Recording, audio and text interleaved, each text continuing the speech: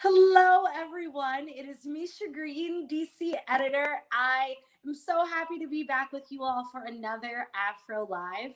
And this time we are talking to the great Professor Dr. Joseph R. Fitzgerald, who I have had a lot of really wonderful conversations with here recently at the end of 2020. And then we've talked here recently about a woman who I think is a true American hero and icon. Dr. Fitzgerald is a professor at Cabrini University, but also the author of The Struggle is Eternal, Gloria Richardson and Black Liberation. And we're going to talk about a lot about Gloria Richardson today. She passed 2 weeks ago this coming Thursday. And we at the Afro have a lot of information on Miss Richardson, from her family and down to her work as a leader of the Cambridge movement. But Joseph Fitzgerald actually has spent time with Miss Richardson and members of her family, and really had an opportunity to hear her story from her own lips. And so because of that, I thought we had to bring Dr. Fitzgerald back to have this really important conversation about an American icon. And before we even go into the nitty gritty, I have to show off this shirt that I'm rocking today. I don't know, can you all see it here? Yeah, we can see it. Yeah, that's great. I normally don't wear t-shirts to work, but I had to rock this t-shirt today, which I bought I guess probably in January or February of this year. It's by BTC Apparel, and I actually have this picture in my house at home. And so a friend of mine sent me that this t-shirt was being sold, and I had to get the artistic t-shirt version of it. But that said, Joseph Fitzgerald, welcome to the show today. My pleasure. Thanks for having me. And I really enjoyed speaking with you back in 2020, earlier this calendar year. And I'm not happy about why we're having this conversation, because that means Miss Richardson is no longer with us. But I am happy I do have the opportunity to speak with you and the rest of the Afro community about her life. Yes, no, and again, we really thank you for taking the time out to do this. I know, when I reached out, I made sure I sent my condolences, because, you told me that Miss Richardson truly became a part of your life and family. I remember you telling me your wife, I think, joked that you had more photos of Miss Richardson. Yeah, it's true. It's still true. Wow. Well, first of all, before we even, get into your time with Miss Richardson and all you've learned from her, and I want to shout out to all those viewing. Hi, Jewel. I see your comment. Good afternoon. Um, I want the people to sort of understand who Gloria Richardson was, even before we get into this iconic photograph and why she was important to the Black Liberation movement. Can you just tell us a little bit about Miss Gloria Richardson? Sure. I do want to just chime in and say, I'm not technically a part of the family. That's reserved for, the blood relatives and those closer, family, our friends and such. But she was definitely a part of my life for the better part of the last 2 decades. And I felt honored to know her and to be in her presence and to be around her family members. They've been always gracious to me, and my condolences go out to them. They are still reeling from the pain of losing their matriarch and this important American. So having said that, I'd like to give your viewers just a little bit of a snapshot about who Gloria Richardson was. And again, this is the past tense, which is, I'm still getting used to that. And that's kind of difficult for me as well. And so she was an important Black radical leader The word radical means getting to the root and really understanding and drilling down to what are the root causes of a problem. And for her, as a Black radical leader, she was looking at the root causes of white supremacy. Okay, because the problem is white supremacy. That's what she was concerned about in her lifetime, even from the age of being a very young girl. And she really had a strong personality cultivated by her family, particularly her father, John Hayes, who was a pharmacist in Cambridge, Maryland. And he also had a pharmacy in Baltimore, not far from the Stricker Street home that Miss Richardson was born in, 910 Stricker Street in Baltimore. So she was an only child. She was raised to be a servant to her community because her family had instilled in her, all of her elders, including her parents, had instilled in her the expectation that she needs to serve the Black community however she could, because of them, the Black community, whether it be the one in Baltimore when they lived there, and then in 1931 they moved to Cambridge, Maryland, on the Eastern Shore. Those Black communities, again, in a racially segregated world, a white supremacist context, they were the people who supported her family businesses of her father's pharmacy, her uncle's butcher shop and grocery stores, as well as the funeral parlor. So they had a high standard of living, and they said to Gloria Richardson, little Gloria, you owe it to these people to serve them because you live the comfortable life you do because of them. So she goes off to Howard University, where her professors, I argue in the book, The Struggle is Eternal, that her professors didn't actually call their education program Black Studies, but in essence really was, because it was problem driven and solution oriented. And that's the essence of Black Studies, knowing what the problems are, studying them, and working on finding solutions to those problems that Black people face here in the United States. And some of her professors were E. Franklin Frazier, the sociologist, Ralph Bunche, the political scientist. Okay, he was her poli-sci professor, and he had invited Kwame Nkrumah to a lecture of his in her first academic year. And Kwame Nkrumah ends up becoming the first prime minister of a free Black country in 1957, during decolonization of the continent because they were forced to, because the Africans fought for it against European colonization. Rayford Logan, the historian, Sterling Brown, her English professor, who she had for 4 classes, and Alain Locke, the philosopher, who also was an important curator of African art. So he was really tuned into what we would call in Black studies the Black aesthetic. So these are her professors, and they all expected her to use her head and her knowledge, what we'd say in higher education, her knowledge, skills, and abilities, her KSAs, to advance Black liberation. And she ends up doing so. By the 1950s, she ends up engaging in this type of race service, or service to the race, that her family had instilled in her. She attends school board meetings, PTA meetings, city council meetings, advocating for more funding for the segregated Black schools, as well as monies for recreation, extracurricular activities for Black children. So by the 1962, early 60s, her daughter, Donna Richardson, gets involved with the civil rights movement. It was really kicking it off. She and some of her high school classmates at the Black high school started the Cambridge movement, which was initially a series of desegregation protests.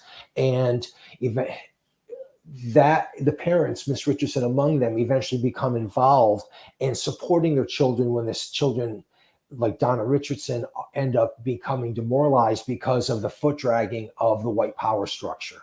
So Richardson is asked to assume a co-chair position on the Cambridge Nonviolent Action Committee, or CNAC. She's asked to be a co-chair of this organization. Also, the other co-chair was a woman, about 20 years younger than Ms. Richardson. But what's important to understand is that this CNAC was a SNCC affiliate, or a Student Nonviolent Coordinating Committee affiliate, which meant that it was group-centered, member-driven, bottom-up, and that nobody had final say over anything. So when you hear the term executive committee or co-chair, she didn't have any power other than her own one vote on the committee. And sometimes as she told me, she was on the winning side of some of these debates and votes, and sometimes she was on the losing side, but she always went along with whatever the vote was because it was a consultation and consensus organization. And they end up, Miss Richardson, using her sociological training from E. Franklin Frazier, he had taught her how to write a survey, what we call a research instrument. So she writes a survey and she's like, what are the issues that the Black community really wants addressed for this Cambridge movement? So the data comes back. The kids, even some of the Black kids in the community administer the survey. The data gets correlated, and what Richardson and the other members of CNAC realize is that it's not desegregation that Black people really care about, which we all understand is Black people have never said, oh, we want to sit. Yeah, I'm not Black. I self-identify as white, but Black people were saying they never wanted to sit next to white people. They wanted the legal right and the actual power to enter a restaurant, a hospital, a clothing store, for try-on privileges, all of those things. So it's not that Blacks were looking to be next to white people or whiteness. They wanted the legal right to be in existence and enforced. So Richardson and these other members of CNAP, what they do is they make a pivot in the Cambridge movement, and they start focusing on what she called, and what I use in the book, are bread and butter issues: jobs, quality housing, access to timely health care and comprehensive health care, as well as quality education for the children. So jobs, housing, health care, education. Those are the big ticket items. And that's why we know about her, because it was a protracted civil rights struggle in the United States. It was up south, not deep south. Black people in Maryland had the right to vote, so it wasn't about voting rights issues. It was really about bread and butter issues. And Cambridge and Miss Richardson's style of leadership become, what I argue in the book is, that's the model of Black power. It's not just the agenda of Black power, which when you think about the Black Panthers, for example, of free breakfast programs, health clinics, it was also about access to jobs, housing, and quality education for Black children. And if I'm correct, I remember in our last interview, there were a lot of Black Panthers who actually were inspired by Miss Richardson's work. Is that correct?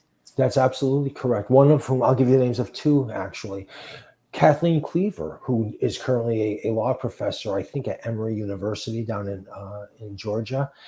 She wrote a blurb for the book when I had reached out to her, asking her just to review the manuscript, because I wanted her opinion. I wanted her feedback. Did I get this right? Have I captured? Because there's a chapter on Black power. I wanted her to chime in to make sure that I had a first person account perspective of my work. She was elated that I was writing the book, and she was so happy that I did this, because she has told me, over the phone, told me in person when I met her over a decade ago. And she's written that Miss Richardson was one of the people to whom she looked as an example of the kind of steadfast, uncompromising Black radical leadership, as well as Paul Coates. He is the father of Ta-Nehisi Coates. Paul Coates was a Black Panther in Baltimore, Maryland, and he looked up to Miss Richardson. So I'm just giving you two examples. They're both still alive, and I actually have a photograph of Paul Coates and Miss Richardson in my book that I took when they were able to meet, and he is just elated that he's in the presence of a hero of his. Well, I think she's a hero to many. Obviously, this picture, which is now at the Smithsonian African American History Museum, it is something that I think many people who are on social media see constantly sort of circulating around, particularly during Women's History Month and Black History Month, and this notion that we see now of protect Black women, and Gloria Richardson's photo, sort of standing up for herself in a sense, and not being afraid of these state troopers in the photo, still I think resonates with people to this day. And even if people don't really know who she is and the major work that she did in Cambridge and beyond, all the way to the White House, people know that photo. Can you tell us a little bit about the history of this photo? And again, guys, this is not the actual one. This is an artistic The interpretation, artistic. Yes, but I will show the artistic interpretation of it if you guys can see. There we go. Right, exactly. Exactly. Incidentally, I have my own t-shirts, promotional t-shirts for my book, as well as a mouse pad. I have that everywhere in my office. I've got it everywhere. Okay. Is this merch that we can buy? Actually, no. In fact, they were promotional things that I would sell, and some of them I gave away during book events. So, but that iconic photograph, and this is why I encourage people to read the book. Okay. And you don't have to buy it. You can get it from your school, your local library. And if they don't have a copy, you can request they buy it. It's also out in paperback. Okay. So it's available in Kindle, paperback, as well as hardback. But this is what I do is I wanted people to know more about I wanted myself to know who that person was that was captured in the iconic photograph. But I also wanted my readers to know that she was so much more than just a snapshot in time. And so what happened was there was a contingent of National Guardsmen that the Maryland governor had called in and dispatched to Cambridge, Maryland, because white supremacists were terrorizing, and that's what it is, it's terrorism. They were terrorizing Black communities by firebombing and going into the Black community and shooting it up. So Black people were responding with armed self-defense. That's a right that they have, and they were exercising that right. So the governor called in he dispatched the National Guard there. And at one point, Richardson and some of her other colleagues on the CNAC, Cambridge Nonviolent Action Committee, they were inside of a shoe shine shop in the Black section of Cambridge, talking with General Geldston, who was the officer in charge of the contingent of Guards people. So, and there was a big commotion going on outside. So Richardson and the rest left the shoe shine shop to find out what was going on. So there wasn't actually a protest going on. There wasn't a demonstration. What happened was one of the guardsmen had used a really offensive racial slur against one of the Black men in the community. So this really amped up the tension between the two groups of people, the Black citizens and some of their white colleagues and allies who were there to help out with the Cambridge movement against the Guard. So Richardson was walking into that situation to find out what was going on. And that's when one of the guardsmen lunged at her with his bayoneted rifle. And she, as your t-shirt shows, gives him the side eye and pushes it away. And the photograph that's on the cover of my book, that image, is actually when she's already given the side eye and she just keeps moving on. Yes. So she did not suffer fools, and she consistently put herself at risk, her life at risk. That's also one of these things that we have to keep in mind, that this was dangerous human rights work. And we can appreciate how the photograph captures a part of her personality, but it only captures a sliver of that, an important one, but only a sliver. And what I do is in the book, I go and I flesh out the rest of her life as a daughter, as a mother, as a coworker, as a spouse, and as a as a civil rights activist that other people looked up to, including like Joyce and Dory Ladner, the Ladner sisters, who are still alive, and and Bob Moses just passed away. If it was yesterday or 2 days ago, I can't think recall. 2 days ago, 2 days ago, yeah. A horrible month. Month. Yeah. These elders are leaving us, and they really risked their lives for all of us. For sure. And I'm just so happy that people like you took interest and wanted to tell their stories, in order for people to get a full picture, not just a snapshot, as you said, of people who really risked their lives and their families' lives, and in order to join in and fight in the struggle. I love the title of your book, The Struggle is Eternal. And Thank I you. remember you telling me that is was taken from Gloria Richardson. Can you tell us, or from her A- notion of continuing in the fight? I right. know that she went on, moved states Mhm. and went on into a different kind of service to the Mhm. people. But the Mhm. struggle did remain eternal, Mhm. into her dying days. But Mhm. can you tell us a little bit about why you named the book "The Struggle Mhm. is Eternal" and why that was so perfect for the life of Mhm. our American icon, Miss Richardson? Sure, I would love to. So the title itself is actually a quote that I I used. It's by a statement by Miss Ella Baker, who was really the person who brought SNCC into existence. She facilitated the creation of SNCC, the Student Nonviolent Coordinating Committee. Miss Ella Baker, born in 1903 in Virginia and died on her birthday, actually, I think it was in Oh wow. 1983 or 1986. And that was a quote of hers. And but because when I was working with Miss Richardson over the years, I had written my dissertation topic was a biography of Miss Richardson. So obviously I had worked with her for about 3 years at that point. And as we kept talking and doing more interviews with her and learning, and I was learning more about her social, economic, and political philosophies. That's why my book is an intellectual history.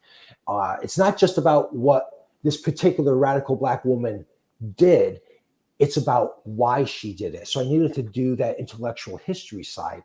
So I was learning that she is a part of this Black radical intellectual tradition, an activist tradition, and it's still going on. It's She would say, here we are today, whether it be 2010 or 2013, whenever the interview was, she's like, we're still fighting these things. So I really was like, I needed to use that title, and it does succinctly and accurately capture Black liberation, the movement for Black lives, that it will always be in existence in America because America is inherently, by law, custom, and practice, a white supremacist country.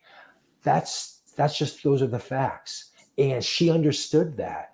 And so even though it may look like it's, you know,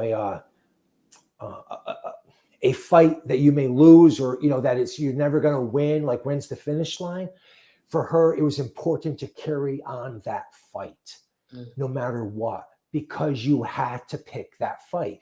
Black people's rights are non-negotiable, and you have to fight tooth and nail to maintain what space you have in this country and to maintain your life and dignity. You have to fight because white supremacists are going to chip away at that every single opportunity they get. And you know what? She was right, because all we have to do is look back over the last 5 years with the rise of Trumpism and the white nationalist movement that he led. He didn't start, but he led it. And she was absolutely right. Absolutely. And again, loved the title. Loved all that I got to read, and The Struggle is Eternal. And so I encourage our viewers to make sure you find a way to get your hands on the book. Well, as Joe said earlier, it could be whether you could Kindle it, go to a library, get the book online, and get it delivered to your house. But whatever it is, make sure you pick up The Struggle is Eternal, and love that quote from Ella Baker, who, again, it's such a hero, an American Yeah. icon in her own right. To conclude, which I can't believe we've already talked over 20 minutes. This is what Dr. Fitzgerald and I do, guys. Right. Right. uh, but just to close us out, and obviously I know you can't speak for Miss Richardson, Right. who, uh, from all you've shared, was a woman who didn't need many words to sum up exactly what she wanted to say and how she felt.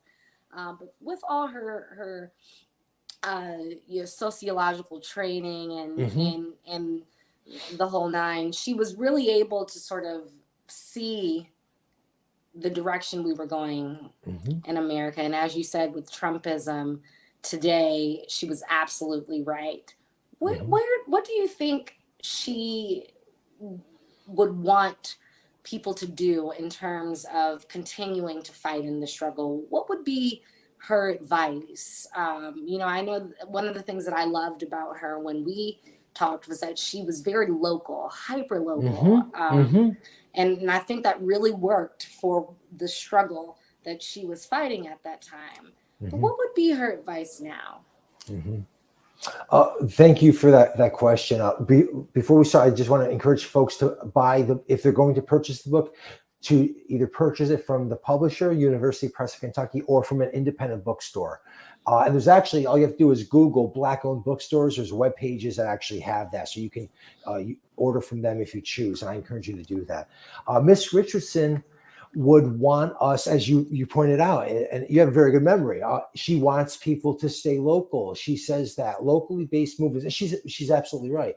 Those are the people that know what the problems are in their community. So, for example, what may be sore points, problems on white supremacy in Albany, New York, may not be exactly the same in Albany, Georgia.